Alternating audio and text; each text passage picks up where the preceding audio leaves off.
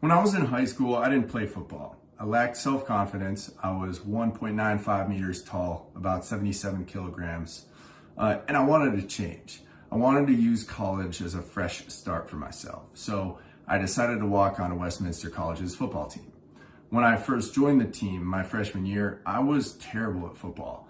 I played wide receiver, but when I started lifting, I put on weight. I was about 118 kilograms by the time I graduated. So my sophomore year, they moved me to tight end.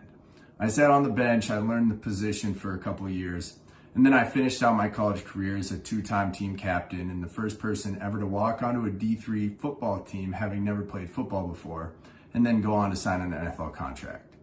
College ball was awesome. In my mind, there was no feeling quite like game day. We weren't a very good football program when I was there. We were 18-31 in my 5 years, kind of a sore subject, but the atmosphere was still unreal. Division III is just such a pure form of the sport. Players aren't being paid to play. They aren't getting scholarships. They aren't looking to make the NFL typically. They're playing because they love football, and that's what made it so special. I played ball at a tiny Division III college called Westminster College. Playing D3 ball, you're playing for fun with a bunch of guys who they know that the next step in their lives probably has nothing to do with football. In the NFL, the motivation is a bit different, right? You're going up against grown men who have 4 kids planning to get their next contract to support their families. It's cutthroat. Everyone's looking out for themselves. Every rep is a job interview. That being said, there were a lot of different personalities. Some players, they just keep their heads down and grind every day. Other players, they're complete divas. They have specific requests for the training staff and equipment team. And then there are players who are fun, just straight up goofballs, arguing during practice about who would win in a fight, the Hulk or Superman. Taylor Lewan, he was in my rookie class, and he's now one of the biggest personalities in the NFL. His nickname for me was Juice because some of my teammates, they thought that I was juicing or on steroids. I wasn't, never did steroids. Anyway, it's a really diverse group of men, and that made it a lot of fun. Being in the NFL was truly a surreal experience. I spent my entire life idolizing these players and putting them on a pedestal.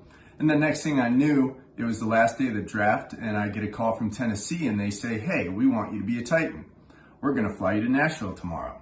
And everything else going on in my life just stopped. It was pretty chaotic from that point on. You know, you walk into the practice facility and they put you through all these rookie orientations and trainings on how to manage your finances, how to prepare yourself for life after football. They give you a tablet with the entire playbook in it. There's a lot coming at you from all different angles. From the moment you step off the plane, it truly is a job interview. I was training on a different level, trying to earn my spot, so every rep in the weight room and in practice was at game speed. They put all the rookies up in the hotel, and on the shuttle back from the practice facility, I remember I would just get full body cramps every day. But with the work that you put in comes a pretty cool, lavish lifestyle. People recognized us when we were out in public. They asked for autographs and pictures and all of that.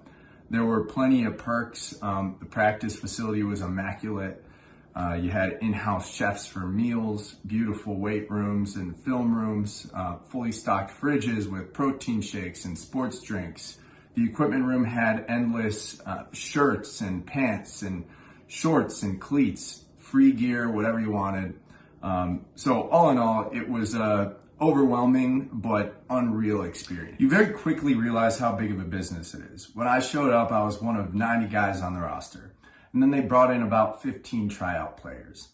By the time the season starts, they only have 53 players on the active roster. On the last day of rookie minicamp, I remember one of the veteran players, he came up to me and a few of my rookie teammates and he said to us, "Half of y'all won't be here tomorrow." And it was a slap in the face. So while the NFL is a massive organization that makes large amounts of money, the rosters, they're pretty slim, and only the best of the best are able to turn it into a long-term career. The Titans are a dangerous squad, man. They've dropped a couple games to subpar teams this season. They got some serious star power. They can compete with the best of them. I personally don't think that they'll win a Super Bowl this year, but give them a couple more years. I believe in their talent. They got some young stars. I think Vrabel's going to get them where they need to be to contend. The best tight end in football today, I think Travis Kelce's the only logical answer here. He's one of the few who can do it all, and he does it all really well.